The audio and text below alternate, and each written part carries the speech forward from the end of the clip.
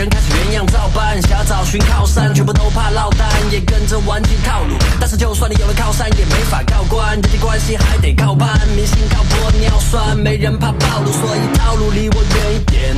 我比较危险，你的把戏会被拆穿，最多再给你个鬼脸。跟你相比，我是烂演员，除了想要赚点钱，坦白说，我还想把腰杆挺直，再痛痛快快的玩几年。还记得那时候一无所有，常常靠借钱来养生活，睡梦里问上天还有多久，我才能够摆脱这样的生活。一直在思考要怎么行动，干脆让行动来帮我思考，先赚点零用，让自己吃饱。我发誓要让家人为我自豪，他们看不看得惯，笑也都懒得管，背后的波线都随你便。地球还得转，太多事等着办，只会看到更屌的交领界，所以别再胡说八道，在现实里没有人会为你拼。等我把我想要的都拿到，再来写首励志的歌给你听。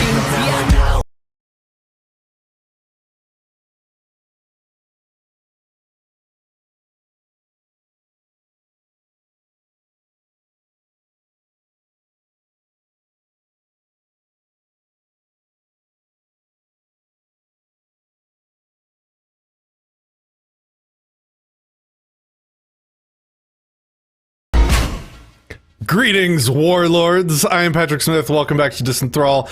What are the ethics of having a virus and then giving it to someone else?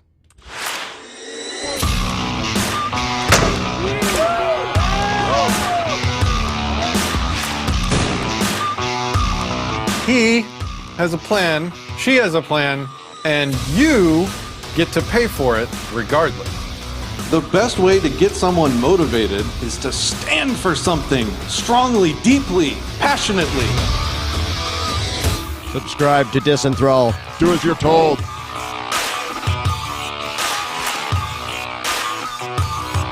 Welcome back to Disenthrall. Today we have...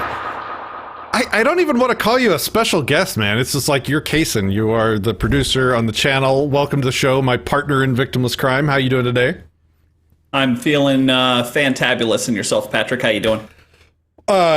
Day 35 in quarantine. I've left the house a grand total of twice since March 5th. Once was to run an errand with no human contact, and the second one was to go on a walk around the neighborhood, where I saw some Karens sitting in the driveway of their house. It was like 10 Karens, and they were all in lawn, like the folding lawn chairs, but they were all 6 foot apart from each other in a giant circle. So it was like 10 people in a massive circle, all like, gaggling like Karens do or whatever. It was really weird. The world is a weird place. What's on your nose? Speaking of a weird place. Well, in light of all of the stress that people are experiencing, a friend of mine named Lisa gave me an emergency clown nose. And I thought, if there's ever a day, let's see if we can get the focus on this. If there's ever a day to use the emergency clown nose, today's the day, baby. In the middle of Corona quarantine and talking about warlords and all kinds of other things. I'm going to put that back for now. Keep it on the desk. Fair Keep it enough. near and dear to my heart. But yeah, so, I just thought, bring a little levity to the situation whenever you have all these Karens sitting exactly 6 feet apart, like they measured each other out. And they're like, yeah, wait, 6 feet? Okay, good. It was pretty close. Like my son was riding his bicycle, and he's got this stuffed stuffed dog that he keeps in the basket of his bicycle, and he was riding by, and all the Karens are like, "Oh, he's so cute riding," and they said like, "What's in your basket?" And he stops my son because he doesn't know about the virus or whatever, and he starts running towards them, holding the bear up, like showing them like, "Oh, it's my bear." And they're like, no, stay back. And like my son had no idea why they were like asking him to show them his bear and then yelling at him to not come any closer. Really awkward. Don't show me what's in the basket. The world is so weird these days. It's just, when is this gonna stop? Like, it's like I really feel like at this point, like, enough is enough. People need to get the hell back to work. Life needs to get be made to go back to normal. It's like, in the history of the human species. Are you becoming a tyrant now, Patrick? To come back to normal. What do you mean? I mean, like, people need to give the middle finger to the government that tells them otherwise, and just go back to work, get back to life. Because, like, this is the first time in the history of the entire existence of the human species that this level of response has been taken. A coordinated human species-wide response to a virus has been taken. It's been going on for like a month now. That's enough. Like, at this point, like, the mass public just needs to, like, the human species is just going to have to get over this and move through it and just get it done, so to speak. Like, the people that are in danger, like my family, yes, we're the ones that are probably going to have to stay cloistered in our houses for a little while longer. But man, it's getting bad really quick. Like, so many people have lost their jobs. So much income has been lost. We are past the line of danger, in my opinion. Like, people need to get back to work now. Like, let's do it. Come on, people. Patrick. Come on. Patrick. All this stuff is so negative. What are the good things that have been coming out of this? What silver linings do you see coming out of this? Like, I see a couple, but what are your thoughts? Okay, there are some. The one that I've noticed most is that a lot of employers have got most of their workforce working remotely. Like, one of my companies does networking support for companies, and so a lot of what we've done is provide remote access to employees so that their employees can sort of telecommute. They can do all of their work from home. They can even access their work computer from their home computer and do all of their jobs remotely without having to be in an office. I think it's been possible for like 10 years or more. It's been easily possible to do all that, but sort of like bosses and corporations have just been traditionally like resistant to working from home.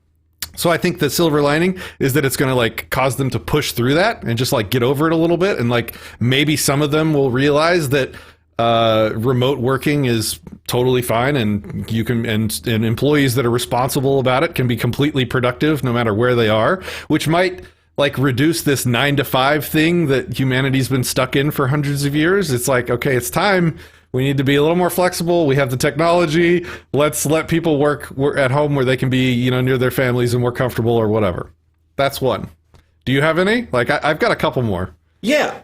So telemedicine, someone in my family needs to see a doctor, and now they're like, oh, we'll do I don't know if it was Skype or Zoom or whatever, but they're going to do like a little video call and stuff like that, because no one's allowed in the office for non-COVID related things or whatever. So that's kind of a cool thing, because I don't think before this that was even an option. I think that was like illegal, but now it's just like, hey, go ahead, we got to make money somehow. Yeah. Another thing is like that people are figuring out, oh man, I have not prepared for whatever it is. Like, I know TP sales were up, so people didn't have non-perishables, like for sanitary purposes, but also like people are like, oh, I should have a supply of water. I should have a supply of food. So they're less dependent on everything in society working as it was in the past. Gun sales are way up, so people are like realizing, oh, I should be more responsible about myself, because whenever there's problems, I may not be able to get the 911 call out or whatever to solve it right then, which I think is like a good thing for self-responsibility. We got a lot of cool comments coming in. A Frontal says the cure can't be worse than the disease. Let's move on. Which is another good point. Like, okay, it's been a thing for several weeks now. Doctors are learning how to treat patients that they have that come in and they're, having really bad negative effects from it. They're starting to get a handle on it. Okay, so now let's get everybody back out there and let's like kickstart the economy before it's like really too late, because that day is coming if we haven't already got there. Anyway, I already said that, but he says less air pollution, less traffic, less boomers. I don't know about that one. Exposing government BS. I mean, ding, ding, ding. Like, there are so many teaching moments right now. The governments across the board, federal, state, local, tiny HOA, they are just like making up new rules as they go along. And it's a great moment to tell the general public, hey, did you consent to being required to wear a bracelet saying you got a vaccination before you got on a train? Oh, no? Oh, well, it's almost like the government doesn't govern through your consent, though, does it? Like, there are good teaching moments happening now, folks. Like, eat them up. These don't come every day. Let's see what else. Let's see. Homeschooling being looked at more and being researched more. That's a huge one. Yes. Yep. The public school teachers are out of a job. They've been, I don't know if I talked about this before on my channel, but like I was sitting here trying to record an audiobook, right? And there's a parade of 30 minutes of cars driving through my neighborhood honking constantly with teachers hanging out of the windows. It was the public school teachers wanting to let their students know that they loved them and missed them. So they were doing laps around the neighborhood honking constantly. And anyway, it's just kind of annoying for many reasons. But Frontal says it ends feminism. I see that because it... yes and no, right? Like, no, because it's got a lot more people more active on social media, which is where feminism really exists these days. Like, Twitter is where feminism thrives, so that certainly hasn't died. But anytime you have like a threat to life, it tends to bring people together, unify them, and it tends to make people really know where the priorities are and realize what's not important and what's a waste of time. And that is a silver lining in this way. Let's see, something, those who would trade liberty for safety, something, may posterity forget you are my countrymen. Less arrests, nonviolent peeps let out of jail. A Frontal's on point with these. Yes, the police, at least in my city, have almost entirely stopped persecuting people and threatening them over nonviolent victimless crimes, aside from just existing outdoors right now without a permission slip. But I was going to say that's a new one, isn't it? Like people going outside. I saw some meme of a cop saying, if you're not absolutely essential and you don't convince me, I'm giving you the full fine. I'm taking it to you. And it's like, wow, I hope that I don't get pulled over by that guy. Yeah, gas costs less, gun sales way up. Yeah, this is all great. I mean, there's good things happening, folks, and there's teaching moments for activists like us. This is good stuff. Okay, so... what's up, ANCAP? Good to see you here. Welcome. All right, let's see. So we have a series of topics that we can discuss today to hang out. Should we talk about... We have war... Why don't we leave this to chat? Okay, put number 1 in chat if you want us to talk about warlords and the warlord argument that you always get from statists when they... when you start talking about, living in a free society without the presence of government, they think warlords will erupt. Put number 1 in chat if that's one you want. Number 2, if you want us to start with the ethics of viruses and the non-aggression principle and spreading them to people and to try and tackle that debate. That's a number 2 if you want that one first. And let's see, number 3, we got some... ethics gave us some questions. We should just probably start with those or do those next. So, sure. Warlords, number 1. Viruses, number 2. Or we can just do questions. That's fine too. Oh, rent strike. Number 3. Number 3 is the rent strike meme. The rent strike. Oh, the rent strike. Wow. One of the admins. I've learned so much about the people on Facebook. I've had to make so many less friends on Facebook about over this. Mm-hmm. But number 2 is leading the polls. So we got to start with number 2 right now. Okay, number 2 it is. All right. So viruses and the nap, baby. Viruses and the nap. So this was a discussion that initially started on our Discord server. If you're not a member of our Discord server, go to disenthrall.me/platforms and you can get a link to join it. We have a lot of really good people. It's calm. It's peaceful most of the time. We don't allow like nasty trolls to run rampant. Commies are put in the gulag. Like, it's a nice place to be. Come on by our Discord server. No, Patrick, you got it. The commies are put in the gulag from Patrick's robot that he made that scans for communist rhetoric. It scores people on a social credit system a la China, and then whenever you hit a certain point, you're just sent to the gulag, and you can't get out. Yeah. So anyone's welcome, I guess. Anyone can join and see how they fare. All right. Okay. Viruses in the nap. So this discussion came from that in Discord, where we had people bantering back and forth on the ethics surrounding...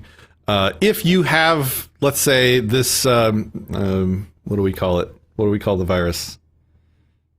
It's not living, technically. It's like RNA. It's COVID 1984. We're going to call it 1984 for the rest of the show. So you're walking around with 1984 all over you and in you. And what are the... Rona. We can call it La Rona. Rez says La Rona. La Rona. Let's go with that. So you're walking around, you got the La Rona, and what are the ethics of infecting other people? Getting near other people? Are you culpable for damage you cause? things like that. So we had this discussion in Discord. It was interesting. There was a lot of like hard, people are sensitive when you start talking about this medical stuff. They get emotional quickly. And so I just wanted us to try and relax and take a deep breath and like actually try and talk through this. And this is a great example of how to think, how to reason, how to take principles and apply them to a practical situation in the real world. So let's try and show people how that should be done. Okay, so let's start with a proposition. And I'll make it and defend it. And know that like this is like a beta position for me. This is new. This is a new area that I haven't thought about before. He's saying beta like a programmer, not beta like a simp. Okay. Yeah. Not a simp. Exactly. So here's my position. Version 1 philosophy. If you know that you have La Rona and you go out in public and someone is infected with La Rona from your body, you are responsible for the damage caused to that person's property, body, whatever. That is my position. What are your thoughts, Kason? You get the first word. Yeah, so I've been thinking about this, and I haven't come to any conclusion, so this will be kind of a fun discussion to have on air, but I don't understand how I can be held responsible for the actions of another creature, because it's like, I think it may be a bit different if like I poured poison, like literal poison on me, that like the poison dart frog, and I like go and like touch somebody, and I'm taking a positive action to make that happen. But whenever it's some, micro, I don't even know if it's really an organism because it's not technically alive or whatever. I'm not choosing that. I don't want it on me, obviously. And then it further complicated by like, if the news is to be believed, you may not show symptoms for 14 days. So to be held liable from like an ethical standpoint, let's forget about the legal ramifications, just the ethical standpoint of, yeah, I felt fine. I went for a walk with my dog. I passed somebody on the trail and they dropped dead the next day or whatever. I don't see how that. I don't get it. The first stipulation I covered in my premise was that you have La Rona. So it's not a situation. Okay. We're not talking about during the 10 or 15 days where you don't know yet. And we can talk about this in terms of any virus, like the flu that, you feel 2 days in or something like that. Any virus, doesn't matter. Okay. And I think knowledge is important for this discussion because I don't think you can be held culpable for something that is invisible, intangible, undetectable. Like you don't have the capacity to know that something is in existence. So I don't think there's culpability there for that. But, and yes, it's important that you brought up consent. It's important to recognize that it's not like you consented to have these little machines on your body, that are dangerous to you and other people and that they can jump out and hurt other people. You're not, you didn't ask for that. You didn't consent to that. That's not inside of your sentience or inside of your agency. Except that you do have control over the locations of these little machines. And I'm going to talk about them in terms of like little machines or in terms of like, and correct me if you have a better analogy than this, give it to me because I'm grasping for a good analogy. But I like to talk about them in terms of like little tiny machines, like nano machines or something like that, because when I say machines, it kind of takes them out of the realm of sentient actors on their own. They just behave sort of as they behave, as they were sort of programmed. It's not like they control their actions or have any sentience or culpability of their own. The other way to describe that would be the thing I did in Discord was to call them like rabid dogs, and they're chained to your body, like they are attached to you. You can control where they go. They are dangerous to other people. And while they are not culpable for the damage they do because they're not sentient and they're not really in control of themselves, to the degree that you have control and agency over their location, can't you also say it's the same degree that you have some, maybe not ultimate, but some culpability for the damage that they cause? Like you, by virtue of nature and just the way that like the machines are attached to you, the rabid dogs are attached to you, you get to choose where they exist. To say that you can then just choose to like walk through a crowd with these rabid dogs biting everyone, like, that seems equally insane. Like, of course you would be culpable if you... Like, yeah, granted, you didn't consent to the rabid dogs being attached to you. Got that. And you don't consent to what the rabid dogs do, but you do have control. And so where there's control, isn't there culpability? That's a rough one. Man, because, okay, so with the dog thing, I'd be like, all right, well, if there's literal dogs in front of me, I could unchain them. Like, I could manipulate it. I could get them off of me or whatever. But let's say that it's, something that sticks around for your whole life, like leprosy. That is contagious to the touch and can be fatal. I don't know what the culpability would be. I want to say, so this, I'm going to take a position, I'm going to take the opposing position and say you're not culpable because you're not responsible for the actions of an immaterial thing. But at the same time, like whenever it comes to like a firearm, your gun goes off and hurts somebody, you're responsible. So... But that is something that I can manipulate with my hand, the virus or any kind of like pathogen. I mean, I guess I could like wash my hands more, but that still doesn't make it go away, Well, you can manipulate the location of the bullet with your hand, just like you can manipulate the location of the viruses with your body and where you choose to go. So this really comes into play whenever you're dealing with non-private property too, right? Yes. Yeah, that's a great point of clarification. Go ahead. Yeah. And yeah, so just thinking about it. So like if I'm in my house and I have the Rona or La Rona, then anybody who comes in is kind of agreeing to being in my house or whatever. And if they get sick, that's kind of the deal. In the same way, like your house right now is on like lockdown, no one in, no one out to make sure that everything is, hunky dory. Yeah, like Walter Block says, like private property solves all the things. Well, I don't think he says that specifically, but I don't think he ever has said all the things. Solves all the things. Privatize all the things. So that's good. No, but yeah, private property does solve it. Like, this is my property that we're existing in right now. If anybody comes in from off the street right now and tries to enter my home, they will not be allowed, and if they continue to try and get in my home, they will be met with up to and including deadly force to protect my daughter, who's immunocompromised, and if she gets this thing, based on the statistics for kids with leukemia, it's not a good thing to have right now. So we are protecting her at all costs, but even without the presence of the virus, like, I still have the right to protect my property at all costs, up to and including deadly force to keep somebody off. So the virus is not even really not the thing that makes a difference in that scenario. Private property just literally solves this whole conversation. We're only talking about places that are unowned right now. Like, that's all we're talking about. And the reason why there's so much unowned land is because the lands that people call public are really just unowned lands that are invalidly claimed to be property of a non-existent entity being government. So let's assume for a moment, So but that's kind of like a cop-out. Let's figure it out. So if we're in a jungle, an unowned jungle, we're on the island, I'm sick. I'm not well, right? And I walk by somebody else, and they get sick. Am I responsible? Am I not? I wouldn't even say responsible, because I think responsible could mean like I am the cause, as far as like my proximity was the cause. But am I morally culpable? Can they use force to prevent me from approaching them on unowned lands? Would that be like, to get down to the heart of the matter? Would that work as an edge case?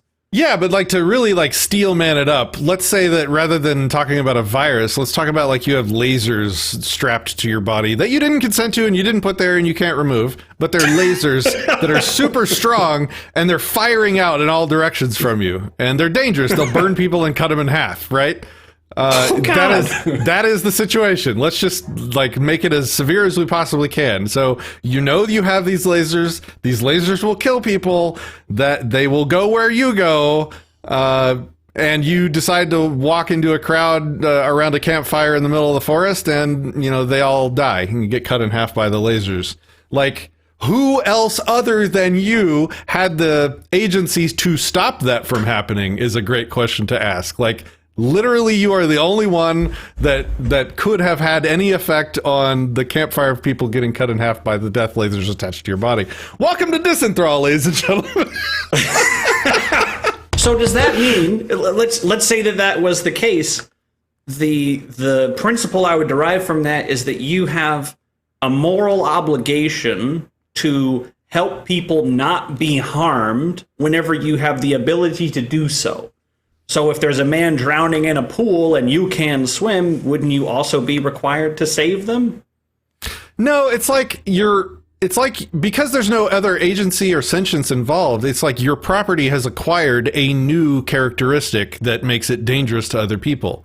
It's your property, and now it's become dangerous. So it's like, I don't know, like, let's say that you just, like, spontaneously evolve and your genes modify and now your farts will literally kill people. It's like, well, okay, you didn't consent to that, but now the property that you rightfully own is now more dangerous to other people than it was previously. It's your responsibility to mind your property to keep from hurting people, just like it's everyone else's responsibility to mind theirs in the same way. We're behind on comments. Let's see.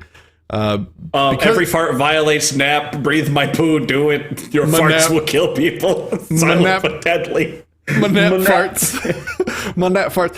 Frontal says, because of the element of criminal intent, without intent, there is no crime. Pandemics are of nature. Bring that bitch to court. I disagree that without criminal intent, there is no crime. I think intent, for the establishment of whether a crime occurred, intent is completely irrelevant. And that's important. That's another good point to bring up in this discussion. Like, whether or not I even meant to do the thing is irrelevant to whether or not a crime occurred. And when I say crime, I don't mean like legally U.S. law crime. I mean like a NAP violation. So intent has no effect at all, no bearing at all on whether or not a NAP violation has occurred. Only real world actions that are objectively provable have bearing on such things. Intent is like a wishy-washy subjective thing that only occurs inside people's heads and is pretty much irrelevant for establishing that. Now, when we get property was or was not damaged, now whenever it comes to punishment or retribution or restitution, go ahead. Yep. Then we may okay, I could see how that could come in. So let's I'm going to carry this on and try to move it forward by saying, okay, lasers strapped to you and you're going to cut people in half. I would stay home. Oh man, I feel so wrong saying it. My emotions are like, no, you own yourself. You can do whatever you want. But you can do whatever you want with your property as long as you don't hurt people. And right, for and if your property is acquired a new right. So don't be a leper. Yeah, Patrick hates lepers. Don't go around and give people leprosy. Like, that would be fucking wrong, right? Like, well, again, hang on. Let's say leprosy was curable with a thing like how. Ooh, I think okay. So the common cold or whatever, contagious, gives you the sniffles. You feel kind of crappy. There's damage to property being done, right? So it seems like, and I don't have a good argument for this. It's so frustrating that I haven't really thought this all the way through, but. The government shutdown, the whole quarantine thing would be like the natural result in any kind of public space or non-privatized space. If you have any kind of illness that could ever be transmitted to anybody else. I'm trying to, like the degree of the trespass, is not like this whole like measured response and whatnot. It's not bearing on whether or not property has been damaged and therefore you can seek restitution. Like on the island, it's like death or not death. My wife would agree that my farts will kill people. Frontal, you are correct. I'm way behind on comments. Yep, she's probably watching. Let's see. James Freeman. Oh, you got to see that about the I didn't intend. That's a great rebuttal to the intention. I didn't intend to crash into your car, but my negligence caused the accident, and now I owe restitution. I didn't intend to get your daughter pregnant. I'm not responsible.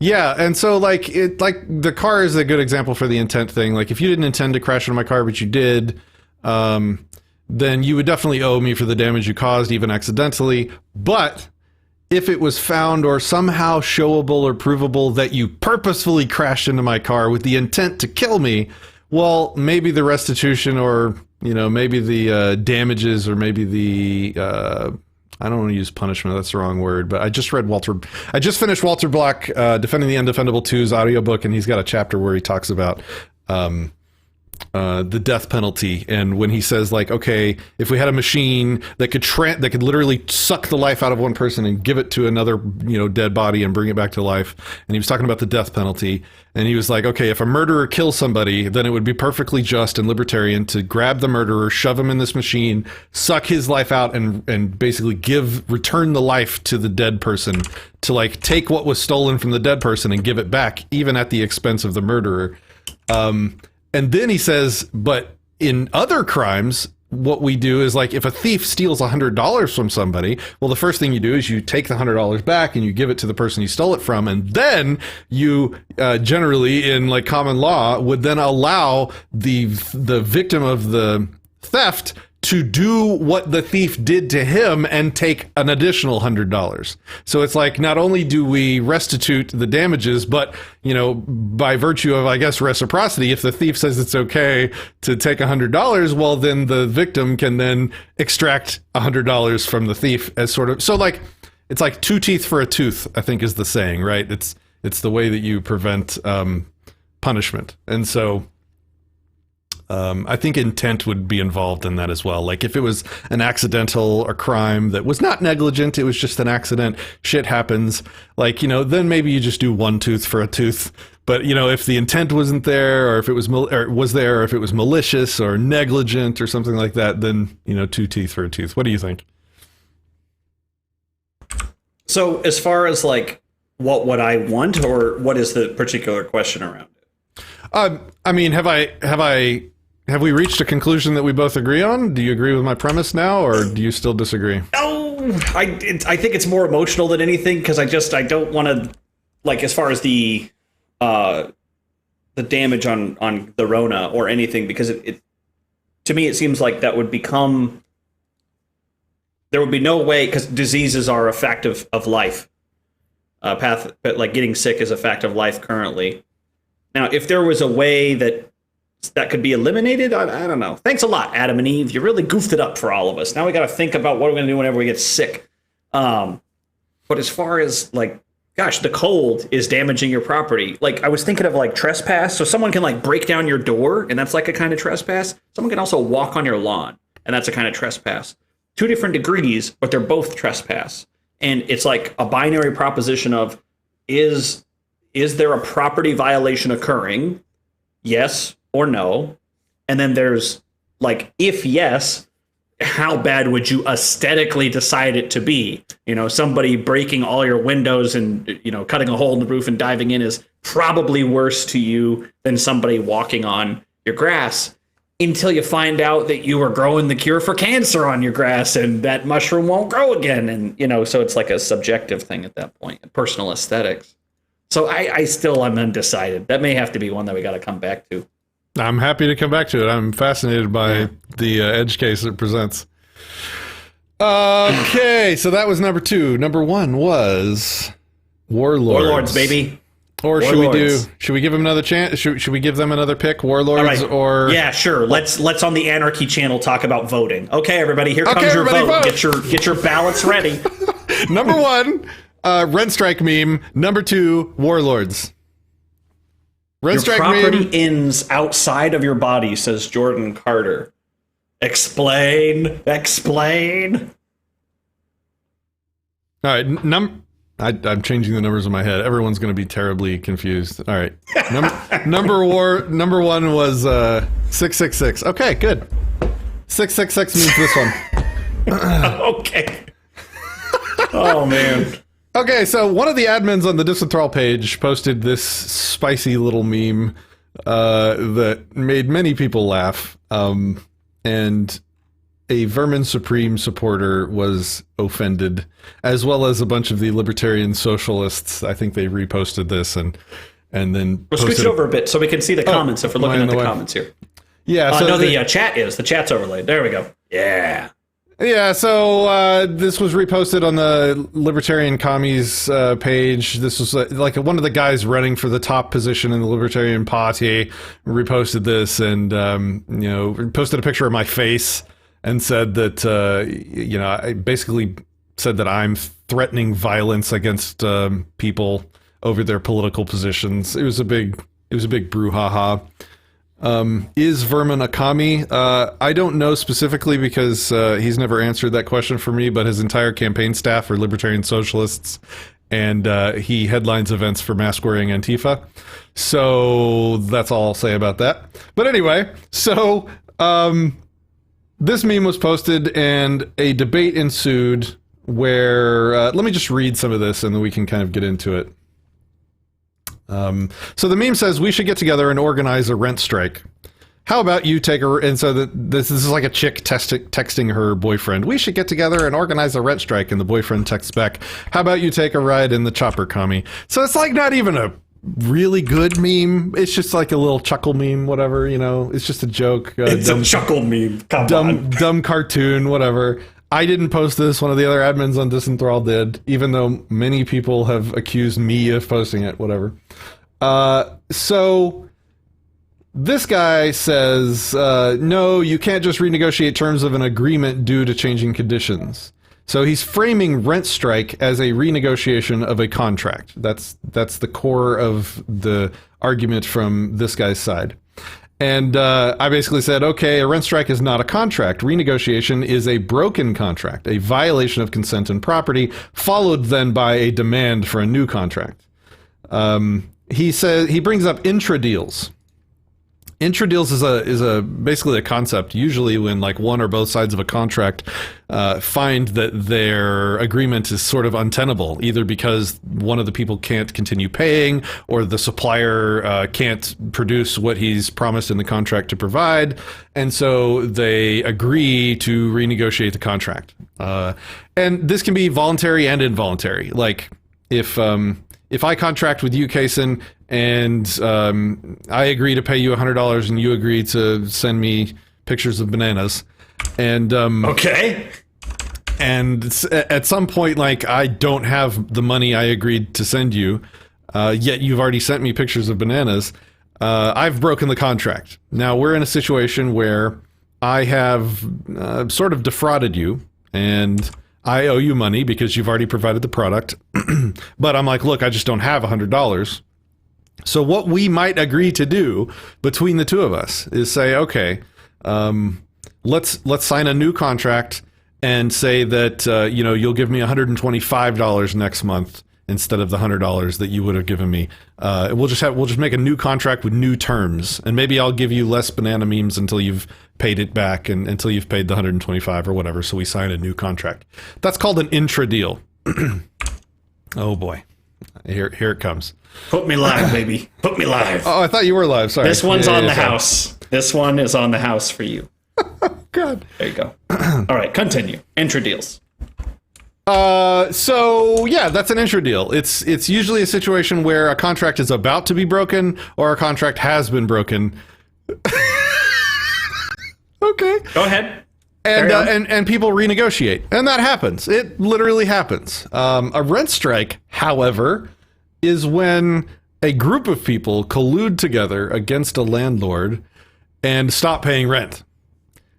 They break the contract. They don't move out. Right.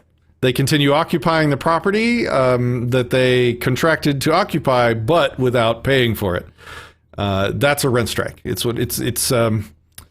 like the difference is between like one person breaking a contract and a group of people colluding to purposefully all break a contract, whether or not any of them has the ability to pay, is the same difference between like a street thug thief, one-off guy, and an organized criminal mafia. Like there's a totally different scope of scale. Like one person acting on their own, either maliciously or genuinely they don't have the money or whatever, versus a large group of people colluding to do crime. A rent strike is a crime. It is occupying someone's property. It is to become a trespasser by breaking through a breach of contract. And not only is it different in terms of scale, but it's also different in terms of like the damage or threat to the property owner. Like if it's one guy in one apartment room in an apartment building and they can't pay their rent and you have an intra deal, or you renegotiate the contract, or you evict them. Okay, well the property owner has been damaged by one unit going bad and having their contract broken. But if a rent strike happens and all of his tenants do this at once, this can bankrupt a person. You know, he can lose everything. Basically, he can never be able to rent again. You know, he can lose the money he needs. He might have the apartment building repossessed by the bank for him not paying his bills because he's lost his income through the breach of contract of all of his tenants. And so it's a difference in scale of damage as well, which it's like if a guy holds you up in an alley and gets your wallet, yeah, you may lose a few $100 in your wallet and you have to cancel all your cards and get new cards and whatever. No big deal, not really. To like somebody hacking your bank account and draining everything. Like, it's just a totally different scale of damages, and totally different scale of crime. And both are crimes, though. That's important to realize. Like, an intra-deal made after a breach of contract is still a crime. Like, the crime that occurred was the breach of contract.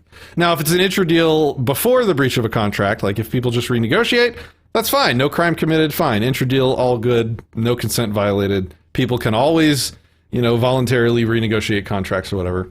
Kason, I hope you're keeping up with comments. I'm way behind. I'm kind of keeping up with it. They're actually, we do have a landlord in the comments. Those cool. Greedy capitalists. So here's the kicker. I'm A. I hope it's I'm A is A, but I'm A. But here's a kicker to be considering for all these people that are like, yeah, let's organize a rent strike. What are they going to do? What happens if somebody who owns a piece of property and makes a deal with you saying, yeah, you can stay here in return for X, and you fail to provide X, and they want to stop providing you a place to live? Right now, the state would attack them on the rent strikers' behalf, right? And I think that's a huge evil that they're not addressing. In the comments that I have seen, I have not seen anybody address it like, hey, I'm fine with them also kicking me out, and I won't press charges, and I'll even, I don't know what the opposite of pressing charges. I'll defend them from the police if the police try to press charges, because that's wrong. They're not doing that. They're like, nah, we're going to use the state to do this. Well, only one guy was taking that position. The guy that I was debating with, he says he's not a commie, but he's arguing just like a commie. Like, he's basically saying that if a rent strike happens, that it's not a crime, it's not an initiation of force, it's not a NAP violation, it's not trespass, it's not blah, blah, blah. It's just a renegotiation. He keeps couching rent strike in terms of a renegotiation. What's it say at the bottom there? At no point is a blah blah blah. I can't read it. Your face is in the way. Oh, at no point is a at no point is yeah. At no point is a threat of mass murder an acceptable bargaining tool. Is he talking about evictions in this instance? He's referring to the meme that says, "How about you take a ride the chopper, commie?" So this is this is one of those chopper ride jokes, which is like. Yeah. Threatening criminal. In this case, it's threatening criminals with death in a joking meme way. First of all, it's a joking meme, people. Good Lord. But it's not like they're innocent, peaceful people. They're trespassers, criminals that are contract breakers. They violated the property and consent of the property owner. So it's not like we're just, it's not like this joke meme is threatening peaceful people. No, it's threatening criminal people. Consent violators. We should get together, Patrick, you and I, we should get together and organize a Best Buy and Micro Center and Newegg strike. We'll just take all the shit, take it back to our place, and we won't pay for it. It's the perfect, no one's going to stop us. Come on. We'll call it a cash register strike, and then it's chill. Yeah, it's all good. Cash register strike. I agree. A paying for shit strike. That's what we're going to do. We're going to have a paying for shit strike. It's just a strike. We're just renegotiating the prices of things after we've already taken them home from the store. Makes perfect sense. Renegotiating them to zero. To zero until they agree to the price that we want. Yeah. So that's the commie meme. Yeah, so I want to hit some of these comments now. It looks like there's a lot of them. I'm trying to look for the landlord that you said was in here. Oh no! In the YouTube comments, I'm A is the landlord in the YouTube comments, not in the Facebook comments. If that's where you're looking. Okay, he's calling me an idiot, so that's a terrible way to engage with anybody. He says, no idiot, failure to pay rent is a breach of contract. It is not a crime. I defined my usage of the word crime to mean a non-aggression principle violation earlier, so pay attention if you're going to call people names. Start there. So, so sad. Like, why is the internet so salty? Like, give people the benefit of the doubt and ask questions once in a while. We can all be humans. We can all be chill and mature and try and find truth together without name calling. Jesus. Yeah, same fuck the police. He says a crime is just a made up law. I defined crime specifically to mean an actual NAP violation where consent or property was violated. Yeah, Liberty After Dark, why are property rights so hard? For the commies, man, it just is. It's challenging. It's challenging. Need trumps all for them. Well, there was a good thing that you talked about in a previous show, Patrick, about like how commies are, you don't define them as how they interoperate with themselves, but how they operate with others. Because if somebody wants to throw their, money on a pile and do whatever they want with it, that's cool. It's whenever it's like, hey, you there, you're going to do what we want to do because that's what we want to do. That's the problem. And it seems I think if not the vast majority, I think every person that I've talked to that has said anarcho-communist or anarcho-socialist, whenever I talk about, can I do what I want and you do what you want and there be no problem, no conflict, they're like, well, no, you got to buy in. I've not heard someone like, oh yeah, that's fine. Well, actually, that's not true. There is one guy on the Discord who said that, Kim Jong-un soon, and he was like, yeah, that's fine. You can do that. So that's why he became the weird capitalist rather than the communist, to make that differentiation. Broccoli says, failure to pay rent isn't the crime. Remaining on the property against the will of the owner is. Well, if you had an agreement to transfer property and then you refuse to transfer... So a contract is a contingent transfer of property. And so if you agree to transfer $100 of your property to me on a certain day of every month in exchange for being able to occupy my property, then on that certain day of every month, the $100 in your wallet instantly ceases to belong to you. And so you continuing to hold on to that $100 against my consent is theft. It's like post hoc theft. You owe me some money, Patrick. Here's another banana meme. So it is a crime. It's theft plus trespass because you steal my $100 by not giving it to me after it rightfully belongs to me, and you continue to occupy my property against my consent. I own Earth. You owe me cash. Okay. All right. Anyway. Grandma Bones has been funny posting most of the time. I've been paying attention to Grandma Bones lately. You can define it any way you want, says the guy that called me an idiot. A breach of contract is a civil matter, not a criminal matter. I just described how it's actually a theft crime. So theft is a crime. And if you contractually transfer $100 in property to me and then don't give it to me, then you are a thief. That's how it works. If you're a landlord... Theft is theft. I'm now curious if you're actually a landlord at this point. But, moving on. You're going to do what we want you to do because I paid into the general fund for a man with a gun to make you do it. Oh, you brought... Oh, yeah, the commie thing. Should I go into that? The difference between a commie and a weird capitalist? Always useful to explain whenever talking about the people who identify as ANCAPs versus ANCOMs.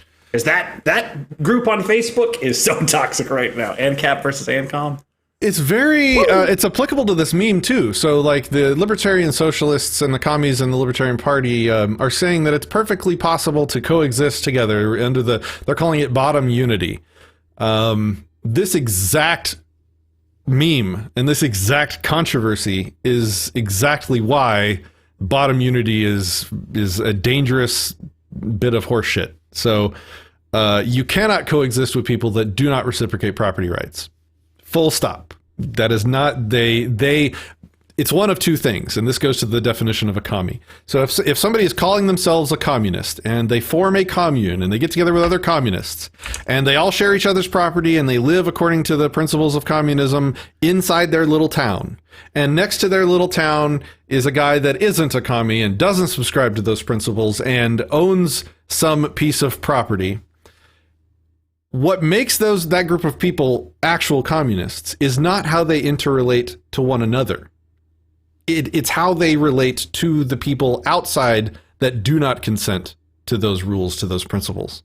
So if this little group of people respects, through an action or through decision, the property of people outside their group, if they respect the means of production and don't try and seize it, if they respect it, they're not communists. They are living inconsistently with the tenets of communism by their respect for the private property of people outside their group.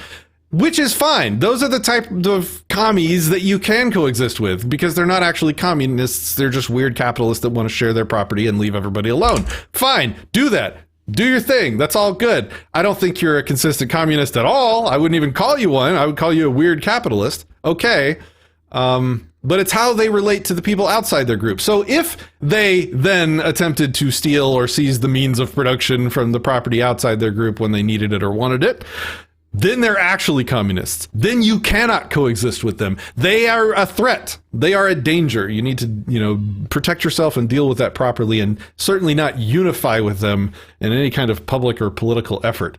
And this meme exposes those people in the Libertarian Party, because they're saying that they can coexist with these principles and these values, but then they get triggered with a meme like this. If they were the kind of commies that you could coexist with, they would agree with this meme, because they would support people outside of their group that don't consent to their stupid little anti-property rules. They would support people having the ability to do that and live next to them. That's what bottom unity would look like. It would be those people supporting your right to your property outside their group. But they don't. Supporting those people outside their group would look like threatening rent strikers, people that are in, the thieves, contract breakers, consent violators. You would support that if you were actually for bottom unity, because you wouldn't actually be living the principles of communism. You would be something that you could unify with. Okay, so that's my spiel. This meme exposes the whole bottom unity thing as the fraud that it is, because it's people talking about defending their property against effectively looters. And so to be offended or to think that this meme is a threat against you means that you're putting yourself in the position of a contract breaking, rent striking thief. I don't want to unify with a contract breaking, rent striking thief. I don't think that's something that we should do. And I certainly don't have a problem making joke memes about criminals. There, I said it. I summoned you to hold your rents fulfilled. I was just thinking of this scene out of Lord of the Rings. Like, that's the landlord is right there, Aragorn, I'm summoning you, and then all the people are like, no, we don't want to do it. We don't want to do it. James Freeman says, Patrick, I shared the stream as a post on my channel. I brought status to educate. Let's do it. Ask your questions. I'm A says, no, a rental agreement does not transfer any property rights. It transfers actual property. Like when you agree with somebody to have them pay you $100 in rent to live on your property the first of every month, well, what a contract does in the real world, practically speaking, is on the first of every month, $101 bills, let's say, that's in their wallet.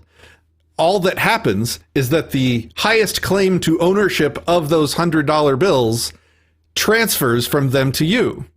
The one that has the highest claim of ownership to those $100 bills is now you, the property owner, not them. They are instantly in possession of $100 of your property. And if they don't hand it to you when you ask for it, they are thieves. That's what contract does. That's how it works. That's just how property functions, and that's how contracts govern property. It's contingent property transfer. It's agreed, voluntary contingent property title transfers. Whew. He has since been removed from the chat. Got a little ranty. Oh, did he say some stuff? Okay. Yeah, he said some just straight up insults, so I have since banned him. Sorry, man. Insults aren't arguments. I'm perfectly happy to engage with you for literally 48 hours straight if I need to have a good, wholesome, genuine discussion. But I do not have time these days for trolls. Just move on, man. Find somebody else to call names. That's dumb. That's like smooth brain shit. Let's see. A renter that doesn't understand property. I like that home cooking just says, I love onion rings. I don't know what to do with that. Like, God, that's awesome. Now I want onion rings. I'm going to Uber Eat some onion rings. Landlords aren't crooks. They offer a marketable product. That's why there is a market for their properties. Yes. Physical removal. The physical removal stuff kind of goes too far a lot, and it's often used by the white nationalist types these days. It's not even what Hoppe meant. Hoppe did not mean violently remove people that based on their political beliefs. There's a video clip I put on Disenthrall a while back of him actually being interviewed and clarifying Hoppe's position on that. So the people that use that, and the people that call themselves Hoppians, are often not actually consistent with Hoppe's actual positions. Just saying. I do like onion rings, though. I do like onion rings. 100 promises to pay. Yep. This guy loves long, rounded shaped objects floating by his head. Okay. All right. What's up, Wilma? Welcome back to the show. Okay. So, that was fun. I like talking about contracts. And that covers the meme. Now, we are left with, we had an actual viewer request. One of our patrons, actually, Liberty After Dark, who is in the chat right now, is one of our top level patrons. Thank you for your patronage, sir. It is greatly appreciated. And I always like to, anytime any of our patrons asks us to create a video on some topic for them, I try and prioritize it because, that's what we're literally here for. And so if you're willing to support us in our activism, then we are going to support you in yours back. And if you need help explaining how the world will not devolve into warlords chaos, then we are here for you, sir. So what's ethics? Say no to super chats. Long live the Streamlabs link. Powerful beard power, by the way. Dude, yeah, look at this. Look at that. Got the rocking the beard. Yeah. All right. Yeah, for those interested. Oh, God. Oh, no, he hit the wrong beam. The wrong beam has been struck. What are we going to do? He doesn't even know how to turn it off. I always do that. I need to I got to move those buttons. I keep doing that. I did that on Anarchast recently. It was bad.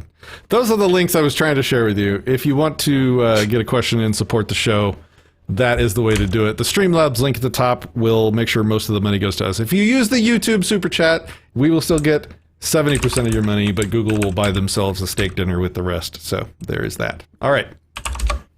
Oh, important note that invite is case sensitive, I believe, on Discord. GG. Oh, yeah, cool. So that would not be a valid invite. It must be struck. Wait, that's an invalid invite? I believe so. Discord.gg/3 Alpha Sierra Whisko Tango November and Victor. Invite invalid. Incompetence abounding, guys. Sorry. Okay, so I'll get that fixed for next time. So if you actually want to find out how to get on there, go to disenthrall.me/platforms. There's a little link over to Discord there. Yeah, disenthrall.me/platforms or disenthrall.me/socials. All right, cool. So we've covered viruses. We have covered rent strike memes. Let's do warlords, and then we have a couple questions on I lost it. La Rona. Yeah, we'll do the La Rona questions. All right, warlords. So the prompt was from Liberty After Dark. Thanks again for your support, sir. Hey, if you're ever looking for ideas for a quick video, do a video addressing the warlords argument against anarchy. I've found that over the last few months, it's been a constant roadblock in conversations I've been having, and I figured you might have some unique insight on how to communicate the arguments against the idea. I'm not sure I'll have unique insight, but I've definitely read a lot on it, and I've definitely argued it with a lot of people. So, I'm gonna pretend that this video is now, because we're gonna chop this up, right? So we're gonna cut up just this part of the video, and we're gonna release it separately with the idea, like a series of onion rings. Yeah, so you can link it to people when they bring up the warlords. So let's kind of do that. So, hello, you have been linked to this video because you made an appeal to warlords in a free society. You're holding the position that without the existence of government force, forced policing, forced militarization, forced military defense, that the world would just devolve into a group of warlords, or a series of warlords, series of gangs and mafias fighting each other for territorial control, as opposed to actually like peaceful freedom, right? What's up? What is up? Aaron over on Float. I do monitor the Float comments. Aaron in with 2 super chats over on Float. Thank you, Aaron, for the $3, and says, good job with Anarchast. Have you taken over? Oh, that was King. King says, good job with Anarchast. Have you taken over Anarchast? Yes, I have taken over Anarchast. Anarchast is now a Patrick thing. A Disenthrall Patrick. Yeah, peacefully taken it. He gave peacefully taking it over. I mean, while we're on the topic of Warlords, we may as well go and throw that out there. Yeah, he passed it on to me. He never really liked doing the interview thing, and he was looking for somebody to kind of take it over that enjoys it. And I freaking love interviewing people and debating and talking and figuring things out. So it's definitely a good fit. I'm having a blast. I'm interviewing all sorts of really cool people about all sorts of really cool things. We have a debate on vaccination coming tomorrow on Anarchast, and then in less than a week after that, I'm interviewing the 2 anonymous heads of the group of people designing 3D printable firearms. It's going to be super cool and spicy. So that's coming soon on the Anarchast channel. So, all right, Warlords. So you have been sent this video because you have made an appeal to Warlords. So the thing that I point out is the fear with Warlords is perfectly understandable. Like, I had this fear too when I first started thinking about a free society. Without government to monopolize defense and security and protection services, then we're going to have multiple people competing for defense and security. And we're also going to have people that are just bad actors, the criminals, that are going to band together to sort of force their will on the land. The first thing I like to point out is that the state of anarchy, the state of lawlessness already exists now. And I know that at first glance sounds totally incomprehensible and doesn't make any sense because, of course, we have a massive government now. But government doesn't actually exist. This thing called government is an idea that resides inside of people's brains, inside of their minds, right? That's the only place it exists. And it's just a bunch of people working together, thinking that they're working for something called government, and think that this thing called government enables them, empowers them, gives them the authority to do things that are superhuman, that they wouldn't have the right to do otherwise. It's this belief that they have this authority because of this entity called government that doesn't actually exist, that most of these people, who are mostly good people, they're not trying to be bad, they want to be good people, they don't want to be thought of as evil, but it's this belief that this authority and that this magical superhuman entity called government that can override consent exists, that they do a lot of this bad stuff. So it's really important to just understand upfront that government does not exist. Government is a concept. It just means a bunch of people working together, usually with authority that no human alive possesses. Because think about, there's a lot of things the government does that no one as an individual would have the right to do. Well, that's a good sign that it's just something made up and it's people doing things that they don't have the right to do. That you can't delegate a right to government that you don't yourself possess. That means that anything the government does that you don't have the right to do is an invalid authority because no human alive has it to give it to government. So, if government doesn't exist, then the state that we live in right now is one of anarchy, where one specific warlord, one specific mafia, has monopolized the entire region. That already happened. The warlord thing already happened. But here's the thing. The thing that enables this mafia to have its monopoly is not that it has the most guns. We know, from Iraq, Afghanistan, the wars they're trying to fight over there, that, the most advanced military in the country has trouble defeating people that are just like insurgents terroristic insurgents living in their houses or whatever. Like a total amateur guerrilla style resistance gives them a lot of trouble. The U.S. military has been there for how many years now? Like more than half of my life on the planet. They're still trying to win that fight. So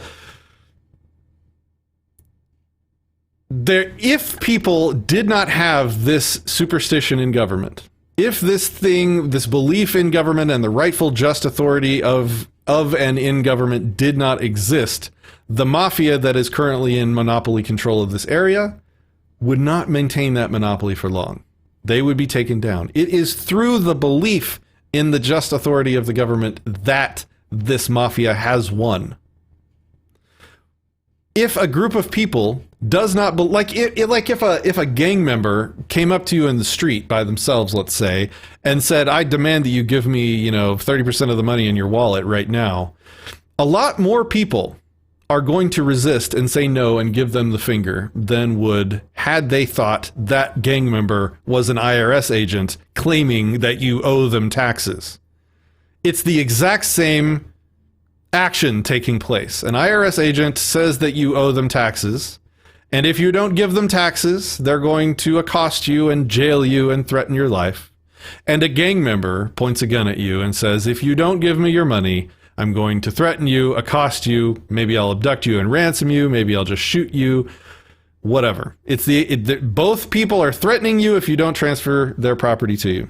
So I guess my first point on this, in case I'll toss it to you next, my first point is that we already live in the state of anarchy, except the problem is so many people, most people have this invalid superstition, to use Larkin's word for it.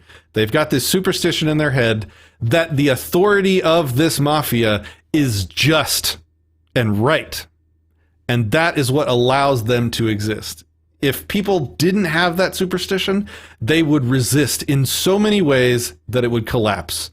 And if people had it correct in their heads that no one could have this justified violent authority, then no mafia would be able to exist for long, because it would be so easy for me to just start a company that says, look, anybody threatens you, tries to extort you or make you pay taxes, sign up for our protection service. And, we'll make sure that the leaders of any of those groups don't exist on this planet very long. All right. So to you, Kason, that's my first attempt at it. Your first attempt is excellent because it points out the performative contradiction of the idea that what are people worried about? Is it the fashion? Is it the berets? Is it the cigars? Is it the AK-47s? What is it that people are truly worried about whenever it comes to these warlords? It's the idea that someone's going to come and take my stuff without my consent. They're going to injure me. They're going to hurt me. They're going to hurt my family. They're going to take my stuff. So what's the solution? I think we should have a group of people that can hurt us and take our stuff without recourse. It's the perfect solution. It's like trying to save you get scratched on your hand or something. It's like the solution, light my arm on fire and cut it off. We'll just amputate it. So then that little problem that we were worried about is no longer a problem. Or like the guy that couldn't sleep. Oh man, I heard a story of a guy that couldn't sleep. I think it was on House MD. I think that's where this joke came from. But this guy, he's having a hard time sleeping. He goes in to see the doctor. He's like, man, I'm having a hard time sleeping. I keep sleeping on my arm. And it wakes up and it's numb and it wakes me up in the middle of the night. It's real bothersome. And the doctor just looks at him in the eyes and goes, there's always amputation. He's like, what? Like a knot, like a little muscle or something, like a little fat nodule? No, the whole arm. We'll take it off. It will not be a problem anymore. Don't waste my time. So in the same vein, people are concerned about, what's going to happen whenever this monopolization of force goes away. There's going to be all these little monopolizations of force. I think that would be something that could be handled whenever people don't, as you pointed out, whenever people don't believe that it's right, that you don't have a moral obligation to obey. I think Larkin asked a really good question recently on Facebook. It was something to the effect of, is there an instance of, and this is for you, Patrick, is there an instance of a right that an individual has that you can give, or a right that an individual does not have that you can give to a group Can a property of a group be something that no individual of that group has? I mean, I don't like the language that people use when they talk about rights, because they talk about them like property, like you can transfer them. So that stupid objection aside, no. Like for me to be unable to go to my neighbor's house, put a gun in his head, and point a gun at him and remove money from him is wrong.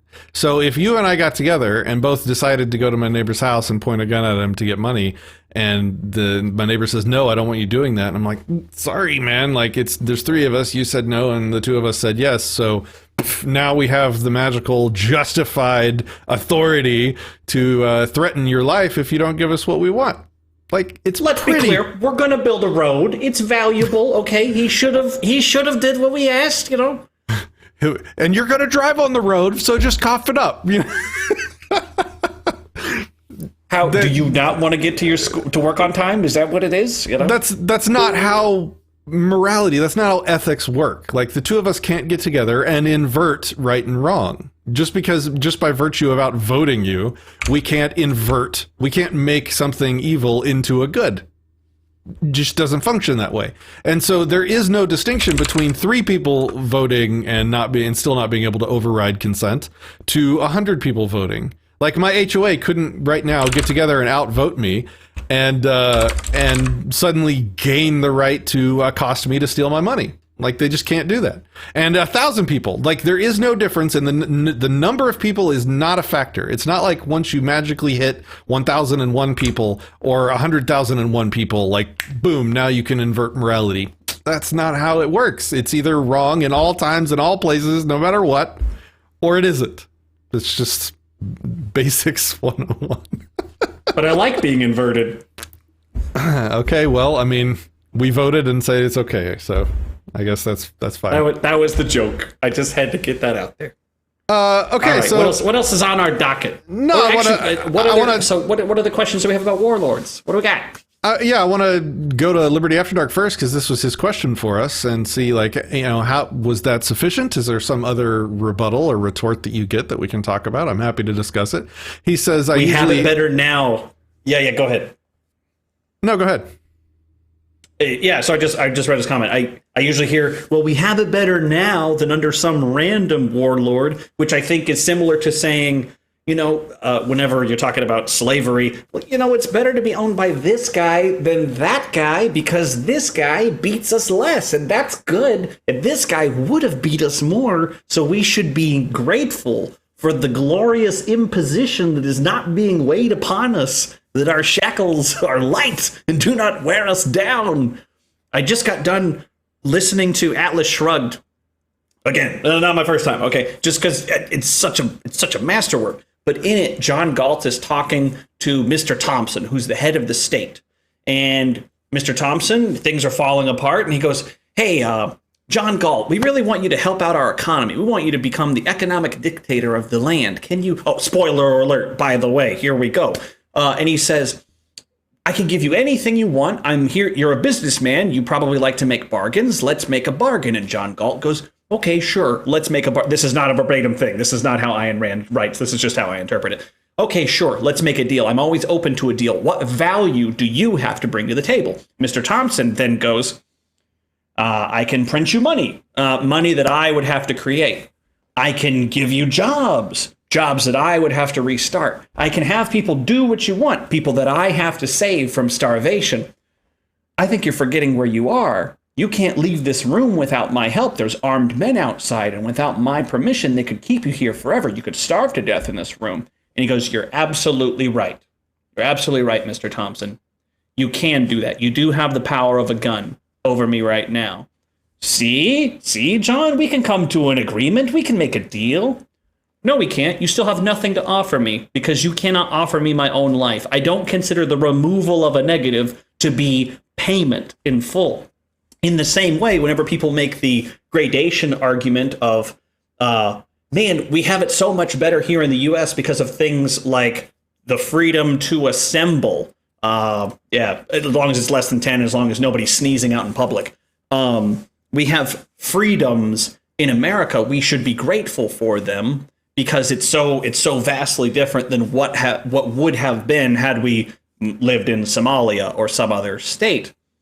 I stand on the idea of just the ethical argument of it doesn't matter as far as the gradation. What matters is there's still a property violation happening. People still want to control you and take your stuff without your consent. That's the problem. That's the hill to stand on, because it's not a matter of comparing A to B. It's a matter of comparing A to B to principle. Well said. And I highlighted this just so I wouldn't forget. He says he usually hears that, well, we have it better than now, we have it better now than under some random warlord. Two things. Number one, I say so often, we for yourself. Like, I'm not part of that we, and you don't get to decide for me based on your future predictions, which is the second thing I wanted to say. If I go to my neighbor's house and I say, I predict that if I don't rob you, my life will be worse than otherwise, and expect that to be some kind of moral justification to rob my neighbor, that is obviously absurd. My future predictions, just like voting, cannot invert morality. It cannot make an evil into good. My personal subjective future predictions have no bearing whatsoever on right and wrong and what I have the right to do to other people. I can predict doom and gloom. I can predict the end of the world. I can predict warlords destroying everything and killing me. It doesn't matter. I don't get to hurt innocent, peaceful people because I predict bad things will happen to me. Doesn't work like that. That is not morality. That's not how it works in any moral system ever. Did we have any other good comments? Otherwise, I want to go to this top 10 list, or this 10 things list. Kind of scrolling through here. Looks like people are debating with a guy that we blocked, so I can't even. Yeah, they're debating with a guy that we blocked, pretty much. All right. Hey, if Grandma Bones, I don't know what's up with Grandma Bones, man. But if this A guy has gotten polite and reasonable, let me know, and I'll invite him on the show, and we'll debate for everybody to watch. But this comment thing is not working, especially not with the name calling. I think this covers most of the bases. The only people who would have anything else to say wouldn't have actual arguments. Cool, man. All right. Well, I hope you got your money's worth this month.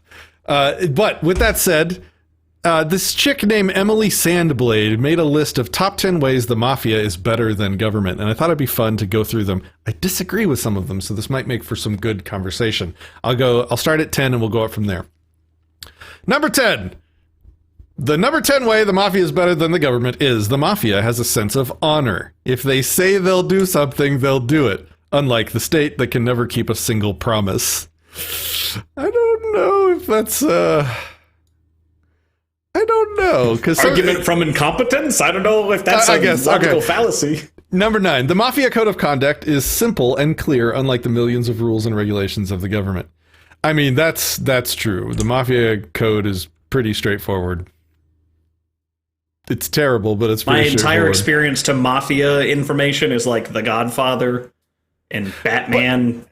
But I mean, when it comes down to it, they still make up the rules and do whatever they want. Like, if their back's to the wall, they'll do whatever. So I don't know that that's better. Number 8, when competing Mafia families go to war, they don't kill thousands of civilians and collateral damage.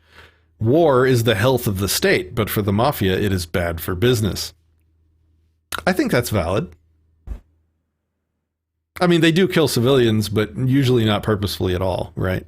Because not only that, like, they're in a situation where the other warlord, the other mafia, the big one, the U.S. government mafia, will come down on them harder if they start killing a lot of civilians. So much like in a free society, like if a group of criminals is getting together and they're starting to kill a lot of innocent people, then there's going to be an uprising in the people to have something done about that. So.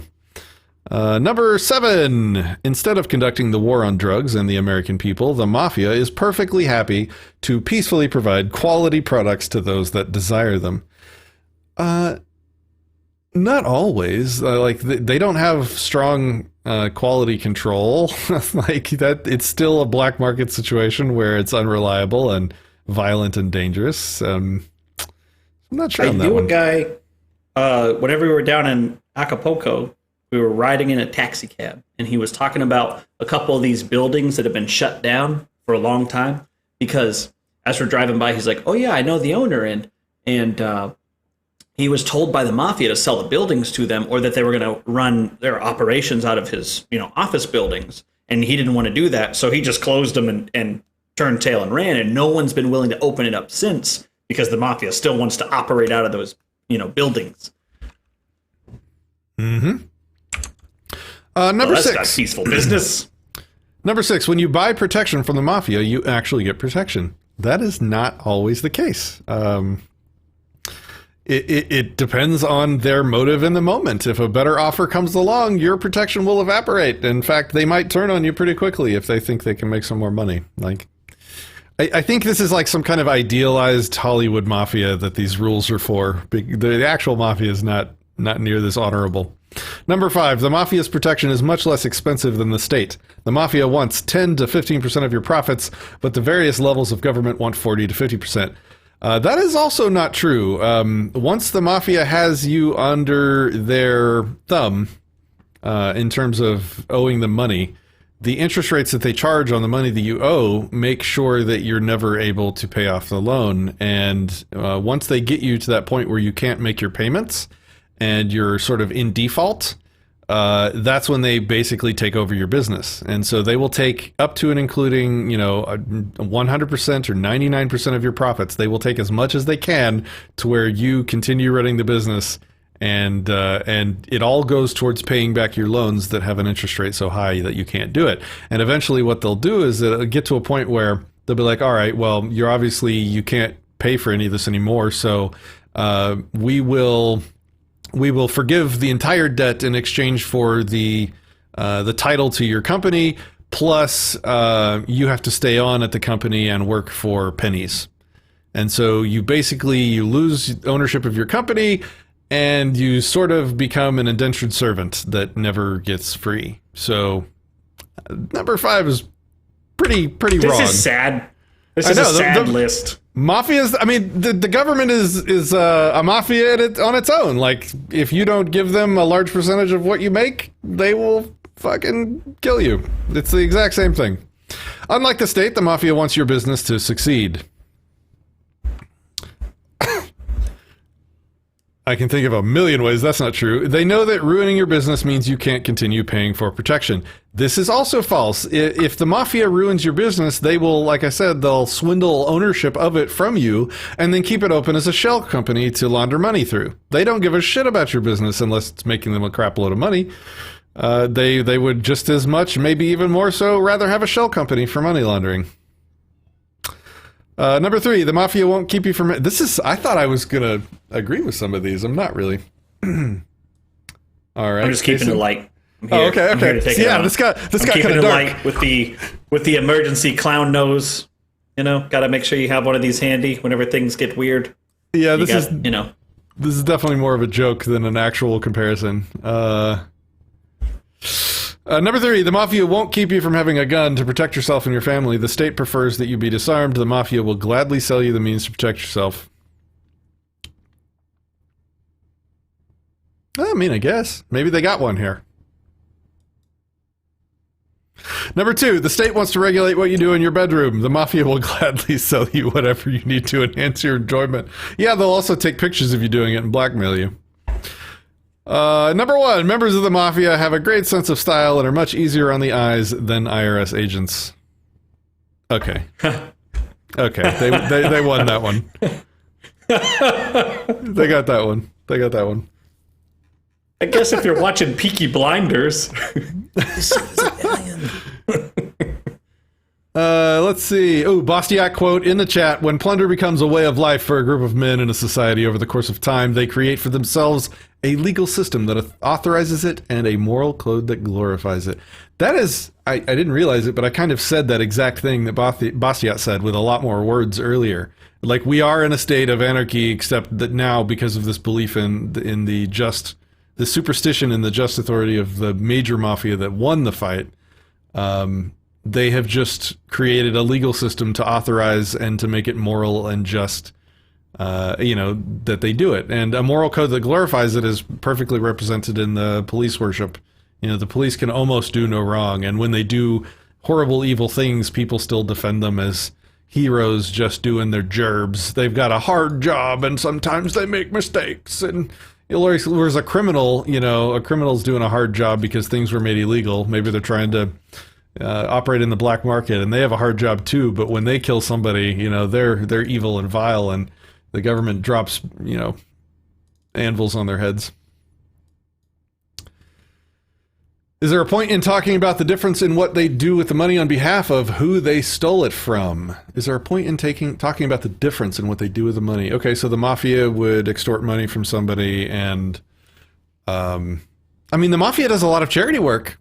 I think there's some more similarities here. I think the government and the Mafia are both mafias. Like the government pays for roads and pays for orphanages, and the Mafia donates money to orphanages and to churches, and they both play that political public relations game. They both do good things to try and get into the good graces of the people with stolen money. So I'm not sure that there's a difference. Maybe you need to understand the truth other than the bullshit you see in the movies. Yeah. I mean, The Godfather was a great series of movies, but I think it was a little idealized for sure. Okay, cool. Let's see. So the last thing we have is a series of questions. So before we did the show, I put out a call for anything people wanted us to talk about. And we got a series of things from a frontal cortex who's in the chat here that we'll go through really quickly, and then we'll go ahead and wrap the show up. This has been really fun. We've talked about a lot of cool stuff. So let's go through these. I don't think we have comments on all of them, but maybe some of them. Number one is he wants us to talk about the panic type institution of medical partial martial law. And one of the effects of that is that all protests across the globe, like in Japan, right? That was when Hong Kong. Hong Kong, off the coast of China.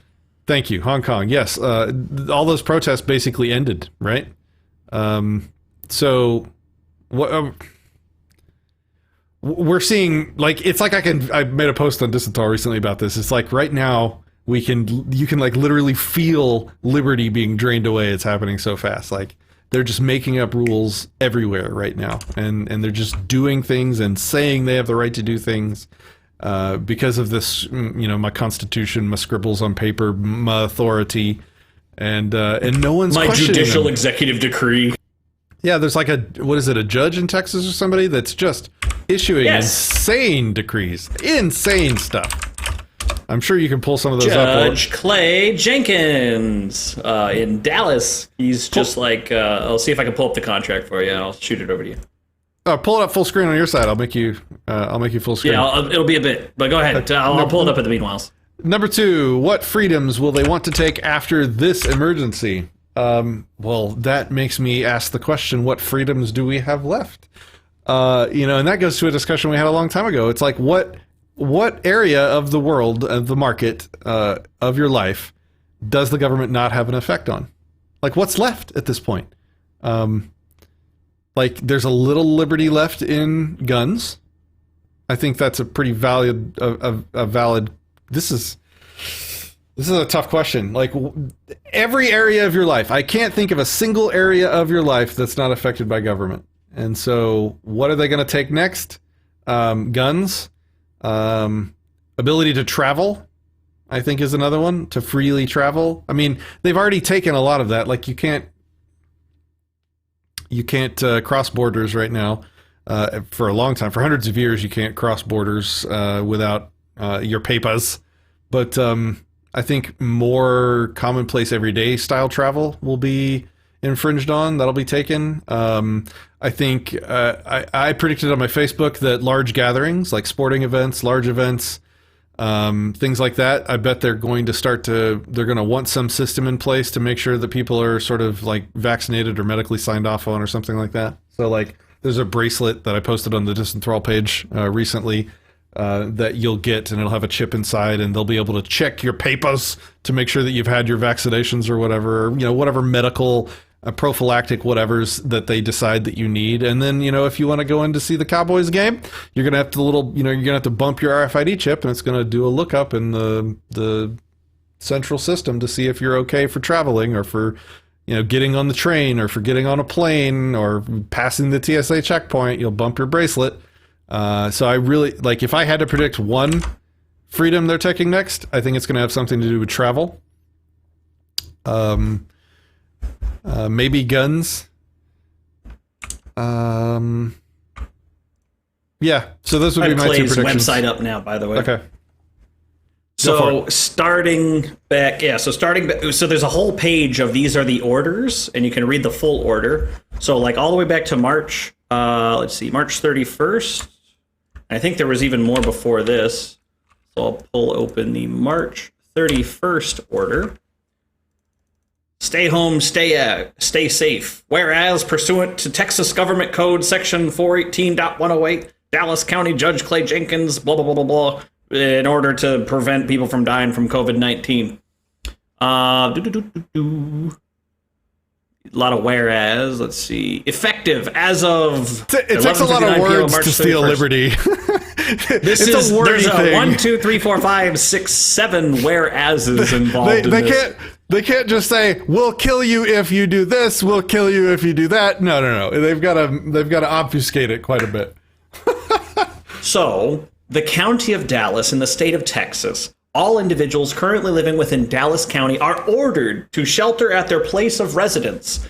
For the purposes of this order, residences include hotels, motels, shared rentals, and similar facilities. To the extent individuals are using shared or outdoor spaces, they must at all times, as reasonably as possible, how vague, maintain social distancing of at least 6 feet from any other person when they are outside their residence. All persons may leave their residences only for essential, capital E, activities, capital A, or to provide or perform essential, capital E, governmental, capital G, functions, capital F, or to operate essential businesses as defined in Section 2. Hot diggity dog, let's go look at definitions of what is an essential activity. Oh, man. Oh, man. So, as long as comply with social distancing, you can walk, you can bike, you can hike, you can run, you can golf, as long as it's not on a golf course, because they were closed. They were not part of the essential businesses thing.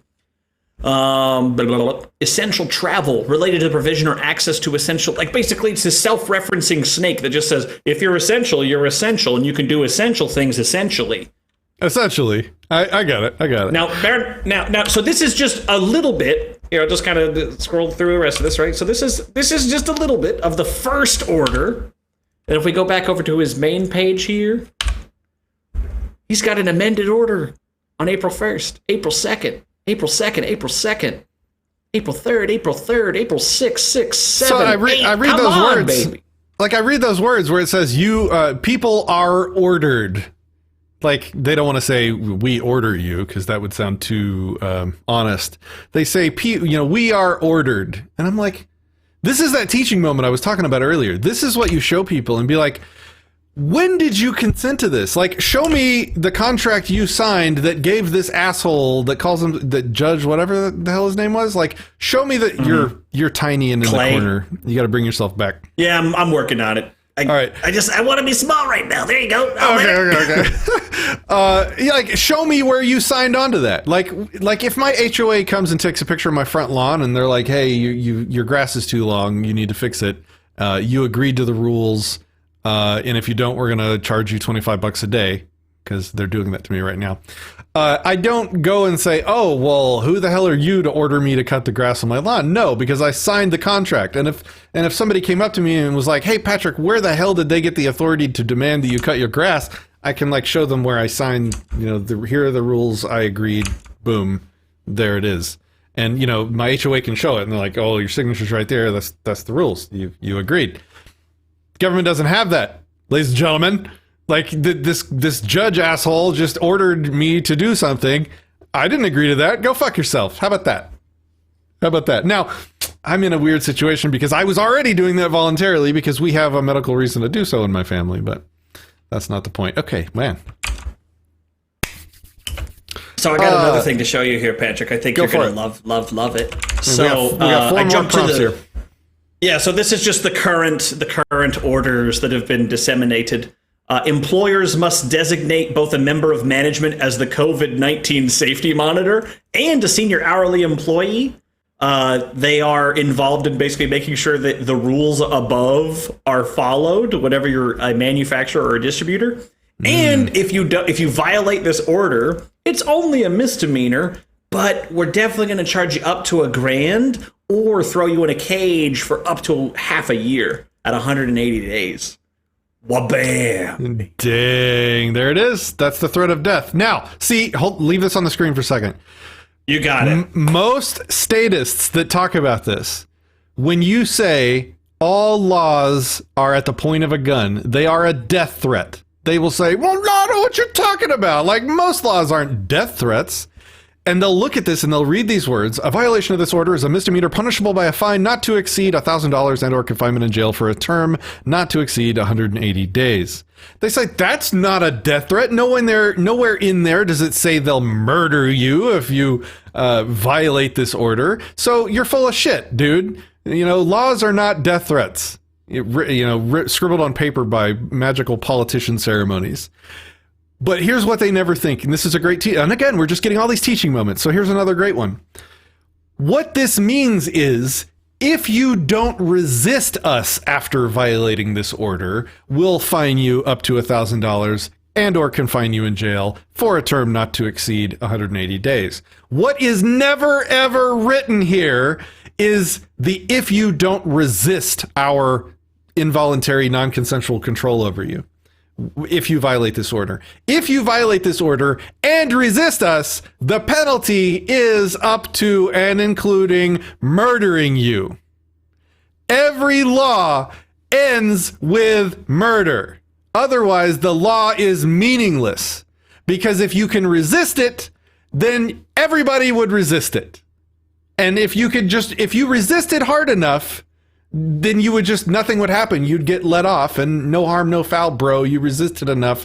Cool. You can violate this order and we won't do anything to you. Oh, okay. So you violated this order. We're going to fine you $1,000. And you're like, well, fuck you. I'm not paying you $1,000. Go screw yourself. Well, what do they do next? They send you a bill. Well, what do they do after that? Then they give you they issue a warrant for your arrest because you didn't show up to court when you were ordered to. Well, if you don't then show up to court to get rid of the warrant, then the next time the cop sees you, they'll arrest you. Well, if you resist that, they'll point guns at you and forcibly arrest you. And if you resist hard enough, the police will shoot you. For your safety. They will murder you for your safety. That is government, folks. That is the government protection you're so worried about warlords replacing. They will murder you for your safety. If you violate this order that was created for your safety, they will murder you if you resist far enough. And this is the hypocrisy of the left on the death penalty. And I talked about this a while back too. The left is, resoundingly against the death penalty. As long as you don't resist hard enough, then the cops will execute an immediate death penalty on their behalf for violating the left's laws. If the left wants to control your life, they're perfectly fine creating laws to do it that will escalate up to and including murdering you if you resist. So the left only doesn't want you murdered if you don't resist their control of your life. Sorry, I got a little ranty there. No, it's good. I had this conversation today. I was working at what Texas has graciously deemed as an essential business today because, the business that I was doing, it shut down completely. My entire business just lit up in flames overnight whenever they're like, for your safety. Nobody's allowed to work in this particular field, which I won't go into details on. But I was bringing up the idea of every law is backed up by a threat of death. And they're like, no, what about parking tickets? You get a little parking ticket, it's like $50, you pay, you pay it and it's good, no problem. And I brought up, what if you don't pay it? I don't really know what happens if I don't pay it. Well, I go through the whole thing and they're like, interesting. So this is what they said to me. They said, you're not being attacked for not paying the parking ticket. You're being attacked for your failure to comply with the laws of the land. And I was like, well, that's the same thing. Ultimately, it all stemmed from not paying a parking ticket or not parking in the right zone or whatever it may be. And we couldn't bridge that impasse. Also, we had to get some stuff done, because we're working and whatnot. But that was kind of where the conversation was left hanging. So I'm excited to go back and be like, hey, guess what we talked about yesterday? Teaching moments abound right now, man. This is like candy for an activist. Like, just so many minds that are being stressed by government. Hi, Mom, you're definitely watching this, but like, I've seen your posts on Facebook lately. You're like, these cops are really, pushing the limits of what would probably be considered fair and just. These are great teaching moments. People are seeing the cracks in the system, and all you got to do is just kind of poke. Just be like, hey, oh yeah, that's definitely a crack. Here's what's behind the crack. Let's peer inside the crack a little bit. Oh, that don't clip that. Debo We're nailed not clipping it. that. I hope I'm... What? Law of the land according to the people attacking you. Ooh, yes. Delicious. Delicious. According to the people attacking you. Man, I'm gonna put that into my toolbox. That's a great response. Foes is clipping it. I'm quitting YouTube. Right. I'm done with this.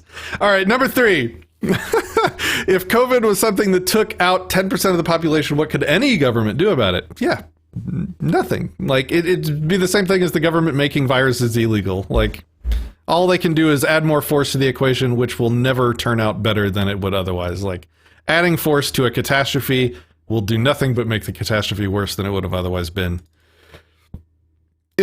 Somebody made that brings up an interesting thing. Somebody made an argument on my Facebook recently that they were talking about the medical system collapsing, and that's a failure of the free market. And I said, how can you blame if the medical system collapses in the coming weeks because they get flooded with patients and they can't handle it, and they just can't keep up or whatever? That is in no way you can in no way lay that at the feet of the free market, at the feet of private enterprise. There is no industry in existence so fully monopolized, so absolutely controlled as the medical industry. You can't become a doctor without 15 years of study and a government permission slip by a government authorized board of doctors. You can't create your own board of doctors to authorize doctors to create doctors without a government permission slip. You can't open a doctor school to create new doctors without a government permission slip. You can't become a nurse without a permission slip. You can create a nursing school without a permission slip. You can't open a hospital without a permission slip. You can't research and create a new drug to help people without a permission slip. You can't create a new medical treatment without a permission slip. You literally can't provide medical insurance to people without all sorts of permission slips. You literally cannot do anything anywhere near the medical industry without complete government control, without a permission slip at every step of the way. There is no industry as regulated as the medical industry. If anything goes wrong in the medical industry, it is uniformly, completely, without question, completely the government's fault. Especially in areas of supply.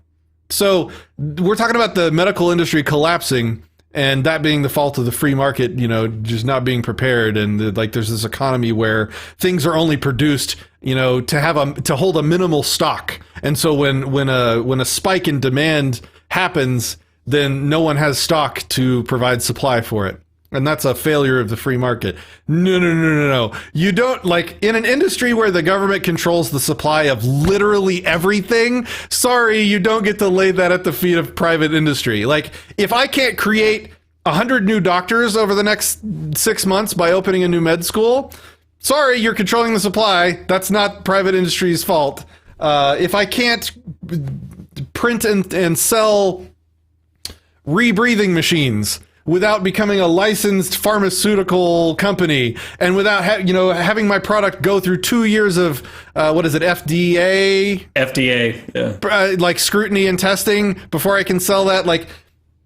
There's no way you can slice it where this is in any way the fault of the free market, private industry. the free market even tried to help out by 3D printing out ventilator parts for like a couple bucks. And then they're like, nah, you can't do that. You got to destroy them because we're the government and we said so. So do it or else we'll kill you. That's basically what they said. 3 salty commie dislikes. Oh, do we get some dislikes? Excellent. Yeah. Pissing off the right people, baby.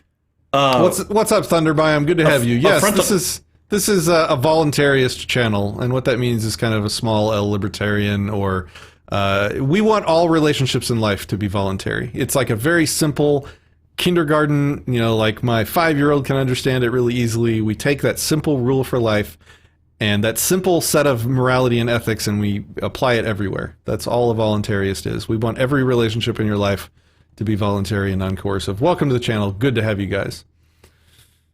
A frontal cortex brought up, if half of everyone gets a flat tire at the same time and there aren't enough tires for a while, is that the tire industry's fault?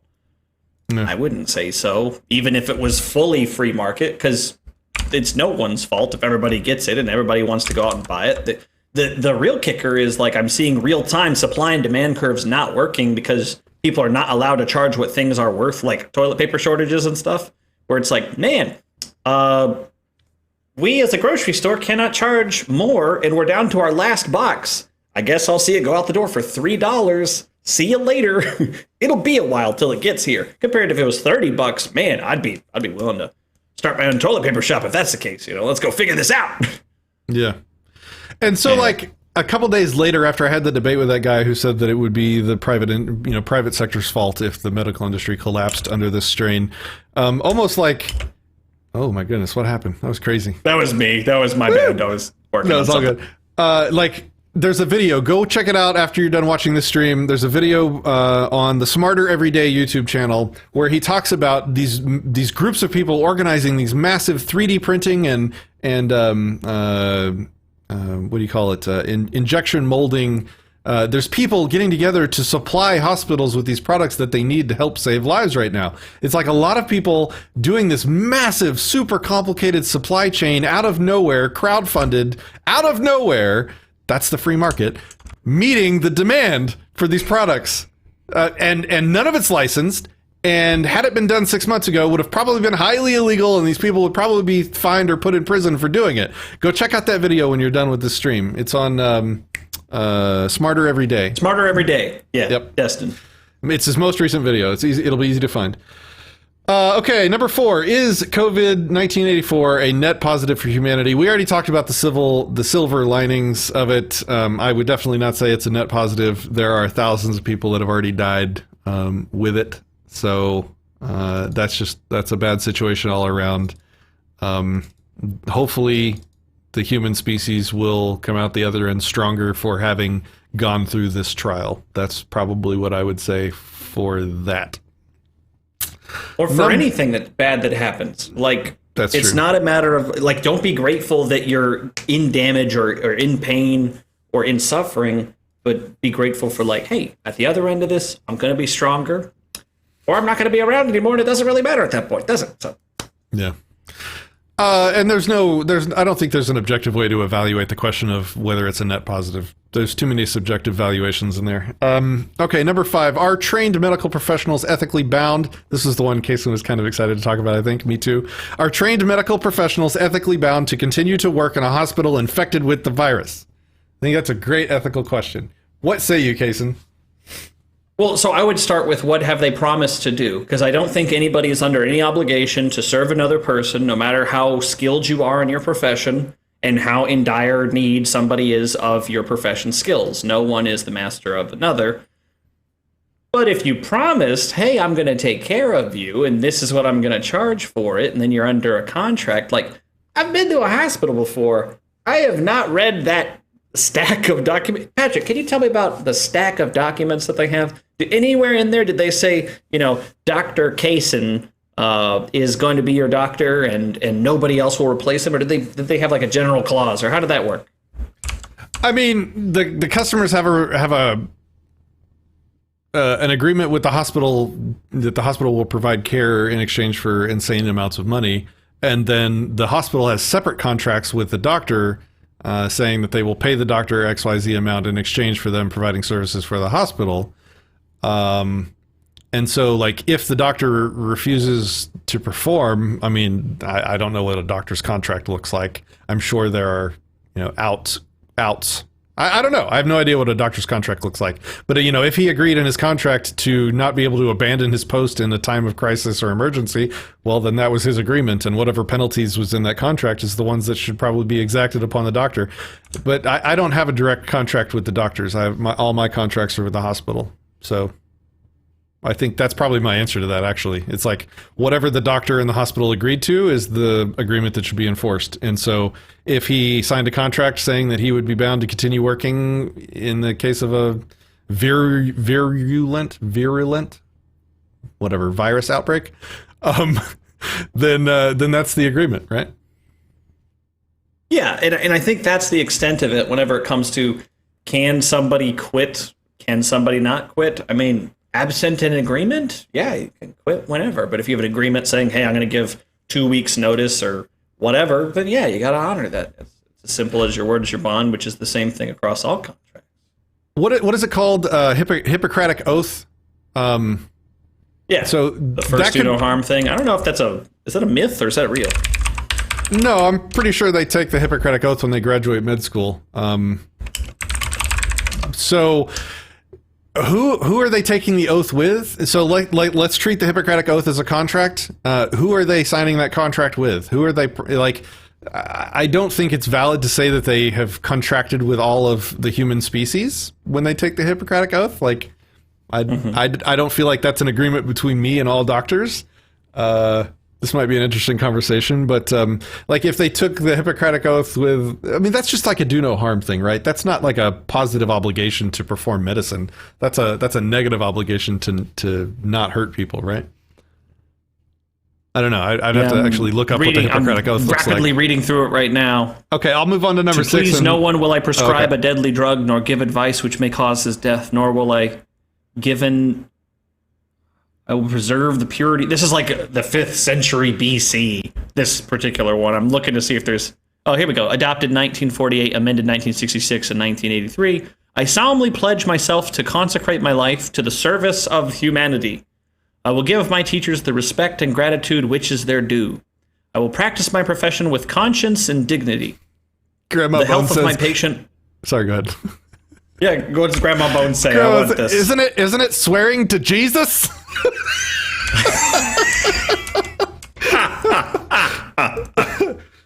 I love it. Then I guess Jesus would be the injured party, and he can seek restitution in the agreed upon dispute resolution court.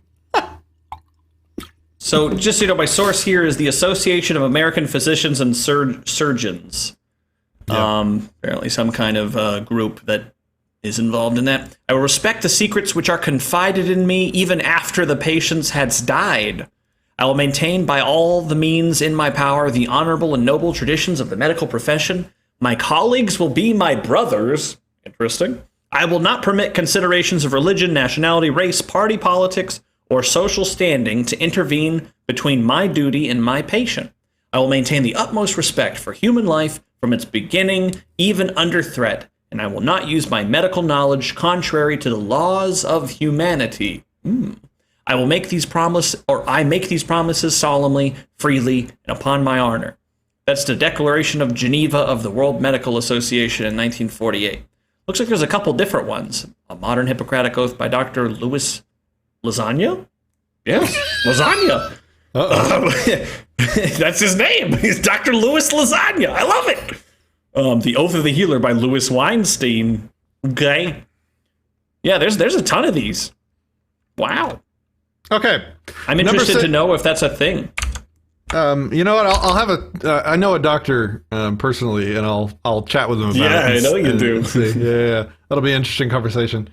Okay, number 6, last one, and then we'll end the stream. So last call for questions in the comments. Last call for super chats too, ladies and gentlemen. Number 6, are people who are immune to a virus ethically bound to stop working and ruin their finances to prevent the spread to others?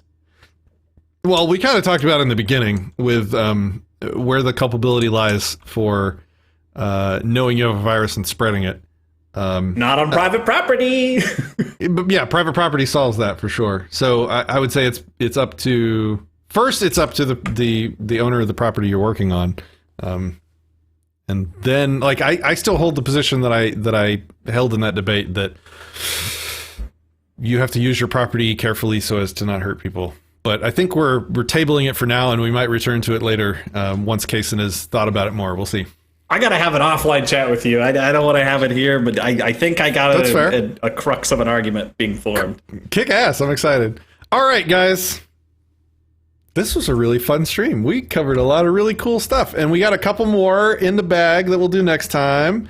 I want to do a video on all the things that we can do to discourage crappy behavior we don't like without actually attacking anybody. This comes up a lot in discussions with statists too, so we can do that next time. I have the solution.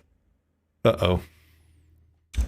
Banana memes. I mean, that's the solution to everything. Oh, okay. You just need some bananas, baby. So what do we do with behavior like this? Ladies, you must all be herded into the vat of the fertile women, and you will be impregnated by right-wing Nazis against your will no matter what, and you will have no way of escaping this, and you will breed the master race no matter what.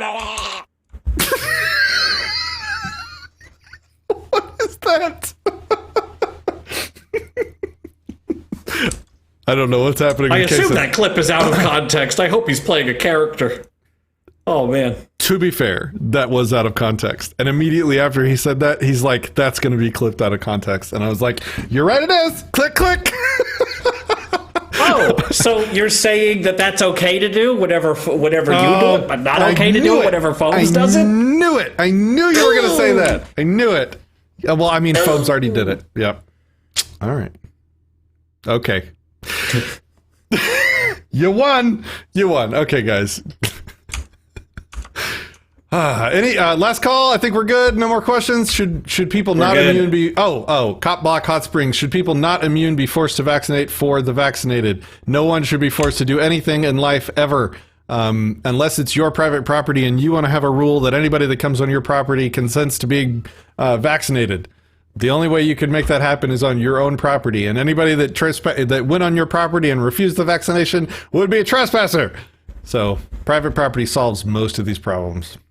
And with that said, I think that's a great sentence to end on, Banana Face.